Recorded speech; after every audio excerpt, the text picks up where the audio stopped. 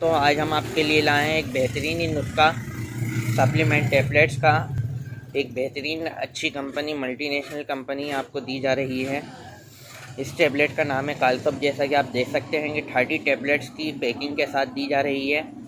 یہ جو فارما وہ کمپنی یہ ملٹی نیشنل کمپنی ہے، اور یہ آپ دیکھ سکتے ہیں calcium, vitamin D3 and vitamin K2۔